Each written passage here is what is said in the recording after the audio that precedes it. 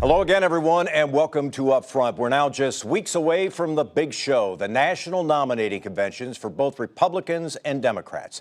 The Republicans go first. Their convention in Cleveland starts in just 2 weeks, and there are still more than a few questions surrounding it.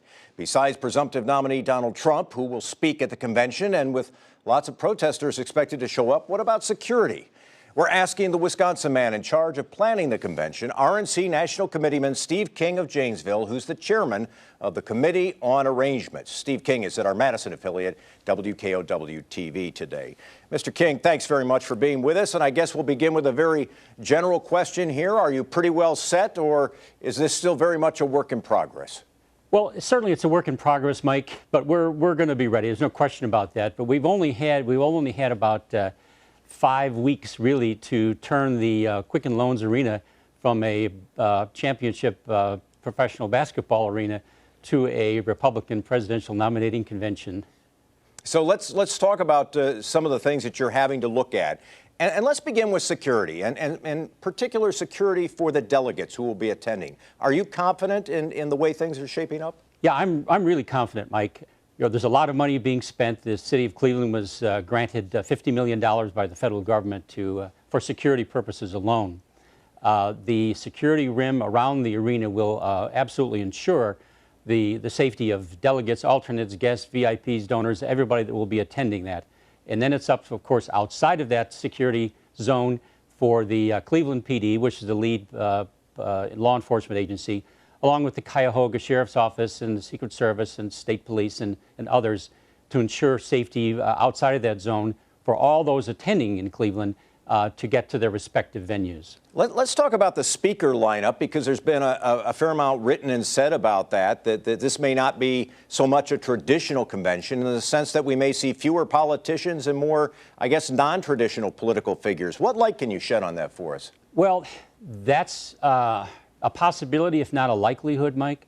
The program is really not set yet, but the Trump campaign and Mr. Trump himself, of course, are still looking at filling out the program, if you will. I know that he'll be speaking. I know that the permanent chairman will be speaking. I know that the presiding chairman will be speaking. I may have 2 minutes up front. Beyond that, much of the program is yet to be set. And I'll ask you, because it's been written about and reported the last couple of days, that some folks who are elected officials have said, you know, we're not sure we want to take part in this. We're not sure we want a speaking role in this. Has it made your job and the job of those planning the convention any more difficult?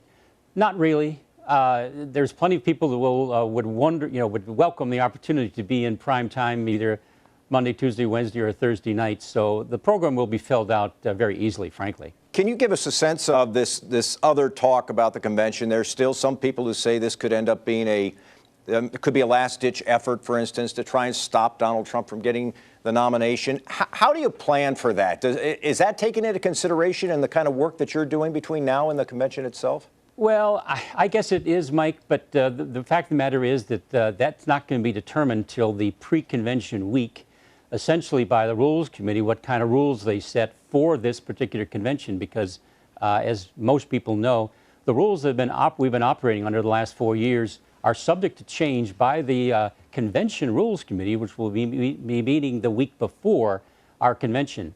Out of those rules, depending on those rules, frankly, we will know whether or not there's going to be any serious challenge to the presumptive nominee. My opinion is that while some may not be happy with it, the fact is the rules probably won't change that much, and that there won't be any serious challenge on the floor.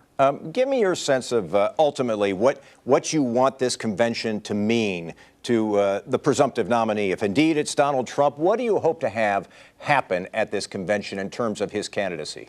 Well, the mission and the goal of a presidential nominating convention is, frankly, to present a platform for our nominee, that our nominee is now presumptive in as much as he now has more than sufficient delegates to win on the first ballot. So at that point in time, which has been at least a month now, the whole plan has been towards providing a platform for him and for the party to deliver their message on what they will bring in the form of a new leadership in Washington, D.C. I think I've seen you say in another interview that your hope also would be that there's a bump coming out of this convention, that the polling numbers go up for Donald Trump?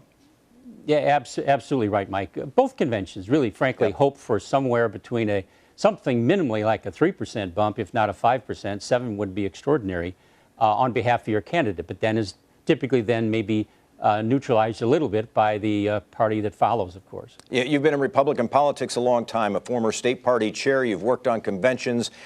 Give us a sense personally what this experience is like for you. Well, it's different. I've been had responsibilities in other conventions, and as you mentioned, I've been a party leader.